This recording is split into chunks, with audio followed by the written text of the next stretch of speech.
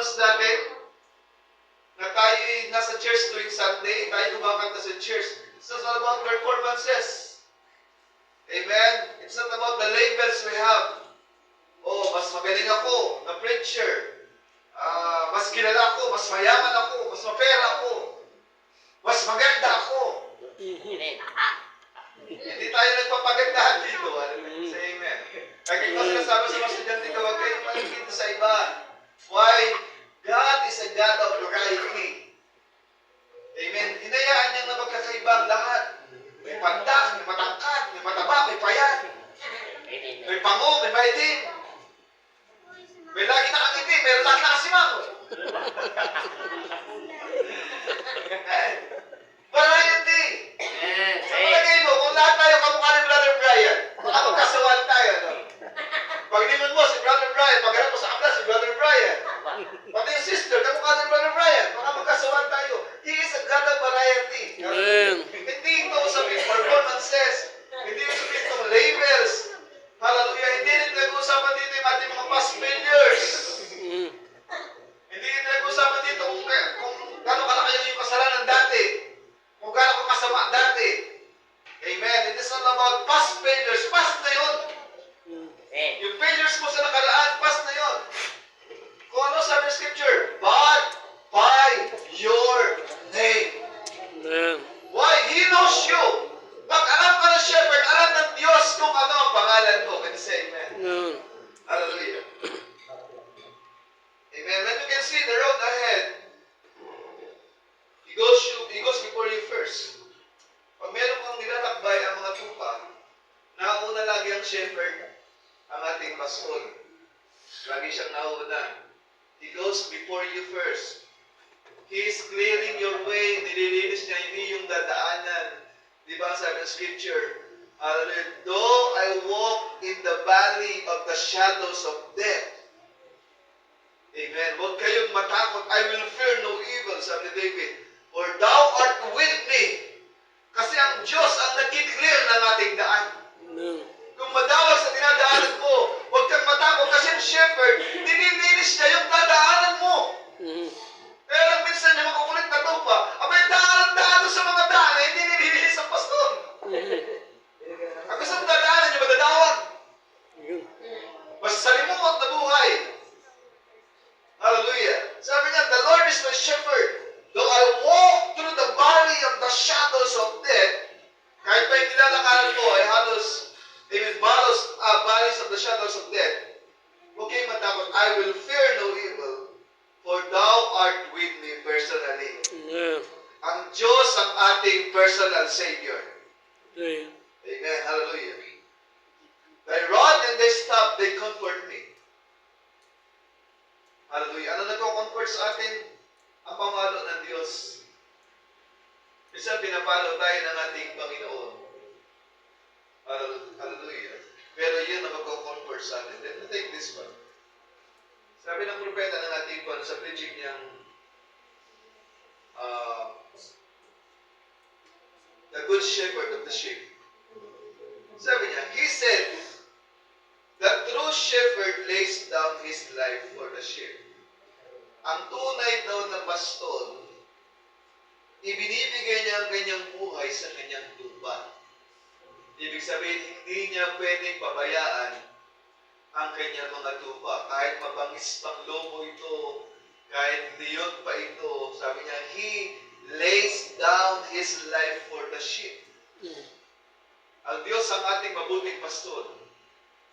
Hallelujah. Ibinigay niya ang kanyang buhay sa ating mga tupa.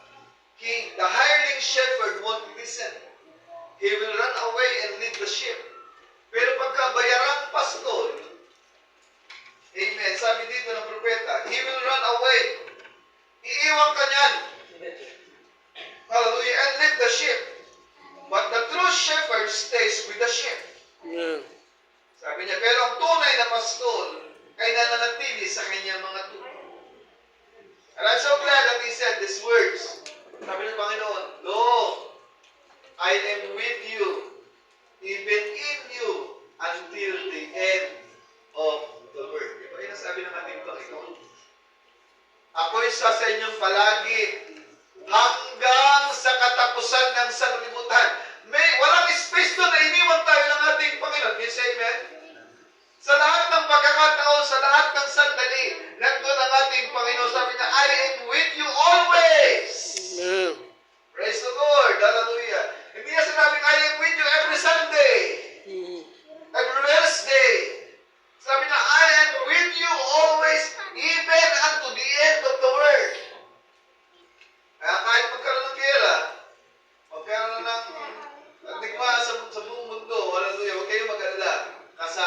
natin ang ating shepherd. Amen. Amen. Purihin ang ating Panginoon. Hallelujah. As long as God's got a sheep, hanggat nandun ang tupa ng ating Panginoon, God's got a shepherd to lead the sheep. Mananatili siyang pastol. Amen. Hanggat may tupa na gustong sumunod sa Kanya, hanggat mayroon siyang tupang inaalagaan, hanggat mayroon siyang tupang gustong magpailalim sa Kanya, hanggat may tupang nakikinig sa Kanya, siya ay mananatiling pastol. Amen. Amen. Tuloy ng ating Panginoon. How happy we should be. God's sheep led by God's shepherd. How long was it to be? Gano'ng kahaba na mananatiling pastol natin ang ating pastol? Sabi niya, a little while, and the Lord will see me no more. Yet He shall see the work. Shall see me, for I will be with you, leading you, feeding you, guiding you. Siya maglilid sa atin. Siya magpapakain sa atin. Siya mag-guide sa atin. Shepherd you to the end of the world. God's shepherd. He don't have to take one down and put another one up. Hindi niya hayaan na may namalaglag na isa.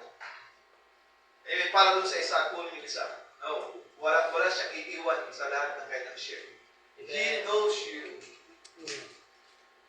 Because man cannot be God's shepherd that it says. One dies, another one takes his place. But this one shepherd, the great shepherd over the flock, laid down his life once and it's becoming immortal. Sabi niya, may isang kwento dito. Amen. Ito. Sabi ng propeta, may isang kwento. Amen. That the shepherd that broke the sheep's legs one time. Binalian daw ng shepherd ng binti yung isang kanyang tupa. Minsan, sabi niya. At yung mga nangalat ng story, sabi niya, nagtanong. Amen. What happened? He said, I broke his leg. Bakit mo binali ang kanyang kita? Ang kanyang binti? Why did you break its leg? Are you a cruel shepherd? Ikaw ba'y masamang pastor? Eh bakit mo binalian ng paa yung tupa mo? Sabi nung nagtanong. He said, no, I love the sheep. Sabi mo, mahal mo ang sheep mo, pero bakit mo binalian ng paa ang yung tupa? Amen?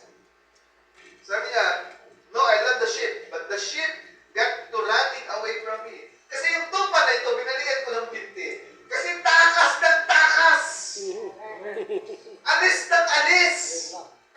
Punta ng punta kung saan-saan. Kaya wala akong magawa. Kesa lumayo siya at maiwalay siya sa akin, binalian ko siya ng legs.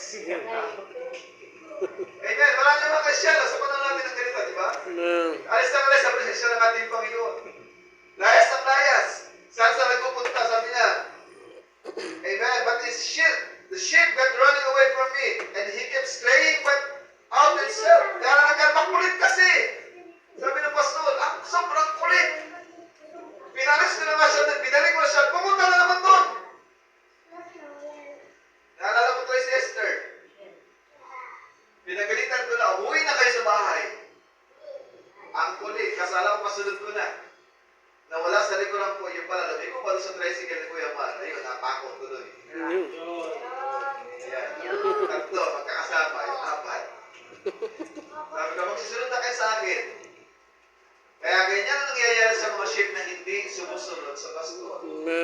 Sa ating Kristyano, spiritually speaking, tayo mga tupa, pag hindi tayo sumunod sa ating Panginoon, amen, no choice ang ating Panginoon kundi baliin yung leg sa atin.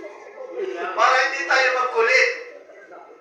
Amen. Hallelujah. Sabi dito, anong purpose ng shepherd? Bakit niya binalian? Sabi niya, I know the nature of the sheep. And I know that they stray too far from me. Kasi pag nalayo siya sa akin, siguradong makakain siya ng lobo. Pag nalayo siya sa akin, hallelujah, mahuhuli siya ng mga lobo na nagbabantay sa paligid. So kailangan kong balian siya ng legs to keep it with me. Para manatili siya sa akin at to draw it to my bosom, mailagay ko sa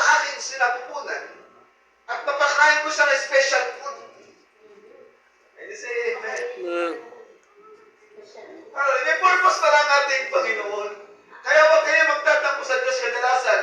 Minsan, binibigyan tayo ng masasakit na kondisyon ng buhay natin. Kasi ang gusto ng Diyos, hallelujah, especially, ikaw ang personally mapakain ng ating Panginoon. Amen. Ang kulit-kulit mo kasi. Hallelujah. And I'd be so kind. Hallelujah, sabi niya. Ang totoo nito, mabait pa ako sa tupang ito. Hindi ako cruel sa tupa. Amen? That's when it next gets well. Kaya pag gumaling na siya, hindi na siya aalis sa akin. Matatandaan niya na pag tumakas ako, abay siguradong delikado na naman ang buhay ko. Kasi ayaw ng mga shepherd na nalalayo ang kanyang mga sheep. Kasi pag nalayo siya, alam niya, nakaabang ang mga delikadong lobo, lalapain siya. Amen. Hallelujah. Sabi niya, and sometimes God has to strike. And sometimes, sabi niya, minsan ang Diyos, ganyan ang ginagawa niya. He has to strike us down with sickness. Binibigyan niya tayo ng mga sakit, diseases, and affliction, that He might just woo us in the bosom and give us a little special touch of His divine power. Para mapakain tayo ng ating Panginoon. Maranasan natin kung paano siya magpagaling. Kung paano siya kumalinga sa atin. Purihin ang ating Panginoon. Hallelujah. Sabi niya, and a man that ever been healed yet knows what God is. He won't stray. Hindi na siya aalis. Hallelujah. Sabi ni James, sa book of James, the prayer of faith shall save the sick. God shall raise them up. If they have committed sins, they shall be forgiven. God's shepherd knows how to take care of his sheep. Another thing, ang shepherd daw is always on duty. Tandaan niyo, ang shepherd natin is always on duty. Did you know that the shepherd of the sheep is with them both day and night? Araw at gabi, ang Diyos nagbabantay sa atin. Amen. Hallelujah. Sabi ko nga sa inyo, personally, hindi siya nag-hire ng kung sino mang tao, hallelujah, ng kung sino mang magbabantay sa atin, o ang mga angel na magbabantay sa atin. Siya mismo ang personally nagbabantay sa atin. Amen. He is with you all the while, sabi ng scripture. Hallelujah. He is on duty both day and night. I mean, David, the book of Psalms, if I make my bed in haste, He's there. Kahit nandun pa ang undertaker, yung kaaway, underground, and showed 6 foot of the earth on top of you, he could never hide the sheep from the shepherd. Hindi niya kailanman kayang itago ang tupa sa kanyang pastor. He knows exactly where you're laying while you are marked. Kahit saan ka pa magpunta, kilala ka ng ating Panginoon, markado ka. Kay Amen. Amen. Kahit mahalo ka pa sa ibang tupa, Amen, kilala ka pa rin ng ating Panginoon kasi markado tayo ng ating Panginoon. Pag tumingin siya sa iyo, nakikita niya yung dugong ibinuhos ng ating Panginoon sa iyo. Kaya kahit saan ka magpunta, amen, mahiwalay ka man, pag hinanap ka ng pastor, hallelujah, ating Panginoon, makikilala at makikilala ka niya. Kahit mapunta ka sa ibang kulungan, kilala ka ng sarili mong pastor. Why? Markado ka ng ating Panginoon. Amen. Hallelujah. Sabi niya, He never could hide the sheep from the shepherd. He knows exactly where you're laying. You are marked. Amen. Some glorious day, when He called, I will answer. Pag tumawag ang shepherd, tutugon at tutugon tayo. The sheep knows His voice. Alam ng Diyos ang tinig ng kanyang pastor. Amen? The sheep knows the voice of the strangers. Kilalatin niya kung ano po sa may strangers. Kasi kilala niya ang tinig ng pastor niya. Kaya minsan, pagka mahirap kumilala pag boses Pero pag shepherd, alam niya yan. Nakita ko nakaraan yung anniversary ni tatay, di ba? Medyo nahihirapan sila mag-identify ng boses. Pag sabi, sino ko? Si Violeta, si Veronica nagsalita. but God knows the voice. The sheep knows the voice. Why must the shepherd be on duty? Bakit daw ang shepherd natin ay laging nasa duty all the time? He must be sure that none of his sheep lost. Sinisigurado niya na wala ni isa mang tupa ang mahiwalay at mawala sa kanya. Kaya siya ay on duty all the time. Dahil alam niya, ang kaaway, on duty din. Kung ang Diyos ay on duty, nag-duty din ang kaaway din and night din. Nagbabantay siya. Amen? Humahanap siya, nagbabantay siya ng mga pagkakataon na makasingit siya. Amen? Sa pamamagitan ng iyong mga mata, ng iyong pantenga, ng iyong panlasa, ng iyong paningin, nagbabantay sa tanas. Hindi na siya nagbabantay, minsan nagpapadala pa siya para matukso tayo. Amen? Pero tandaan niyo, ang Diyos lagi ding nakabantayan sa iyo. Hallelujah. Day and night, sabi niya. Aren't you glad of that? The shepherd loses one sheep. It's a reproach on the shepherd that he may hear my word and believe it on him. Sabi niya, masakit ito sa shepherd na may isang tupa na mawawala sa kanya. Hindi niya matatanggap yun. Masakit sa kanyang pakiramdam. Hallelujah. Sa kanyang puso na may isa sa kanyang mga sheep na mawawala sa kanyang paningin. Hahanapin at hahanapin na gagawa siya ng paraan dahil alam niya, pag nalayo sa kanyang tupa, mapapahamak ang tupang ito. Amen. Puri ng ating Panginoon.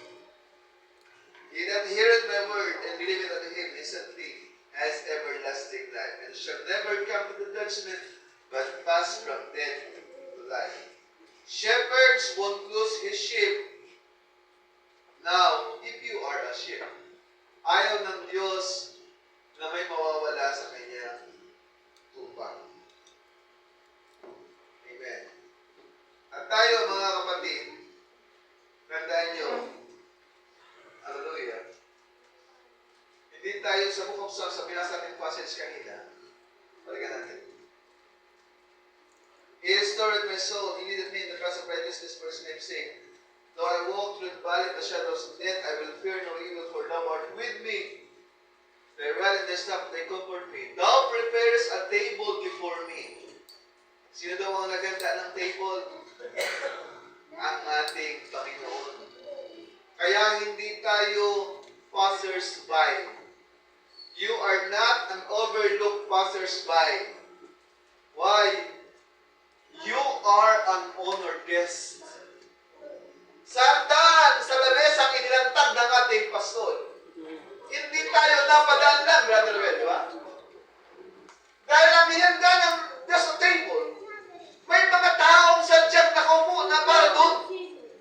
Kaya hindi ka na-aksidenteng dadaan at makikikain ka doon sa table na nihanda ng Diyos. Hindi tayo passers-by. Tayo ay mga honored guests, can say amen. Tayo ay talagang mga inipatahan ng ating Panginoon para sa kanyang salo-salo, can say amen. Sabi ng scripture, He prepared a table for you. Amen. Sinigurado ng ating Panginoon na yung handang nilagay niya at handang ilatag niya ay hindi para sa kung sinong tao, kundi para sa iyo ng honored guest. Amen. Amen. Hindi tayo overlook passers-by. Tayo ay mga honored guests. Hallelujah. At the table. He prepared a table before the presence of my enemies. Yun lang. Yung table na nihanda niya, nandun din yung mga enemies sa likod mo. Hallelujah. You anoint my head with oil. Yung picture na ito, itong scripture na ito, hallelujah. Amen. It's not grinding through pressure by yourself. It's God reserving a seat for you. At Diyos ang nag-reserve ng upuan para sa iyo sa gitna ng chaos. Kaya minsan kahit magulo ang sanglibutan, hallelujah, nandyan ka pa rin, kaya mo pa rin kumain ng salita ng ating Panginoon. Amen. Kahit nagkakagulo ang paligid, kung ano nangyayari sa paligid, nandyan ka rin, kaya mo pa rin manginain, kaya mo pa rin makinig ng salita ng ating Panginoon. Kahit gano'ng kasama ang mundo, hallelujah, kahit ang dami mga problema sa buhay mo, pero kung karamdaman, nandyan ka pa din. Amen. Handa Amen. kang makinig sa Diyos. Amen. Kaya mong kumain sa table, hallelujah, sa gitna ng mga enemies. Amen. May pagsubok ka sa buhay, kaya mo pa rin umatin ng church. Mm. May pangangailangan ka, hindi mo palit pagpapalit ang paglilingkod sa ating Panginoon. Why? Hallelujah. Ang Diyos personally ang naghanda ng table na ito. He is reserving a seat for you in the middle of chaos. Amen. Hallelujah. Amen?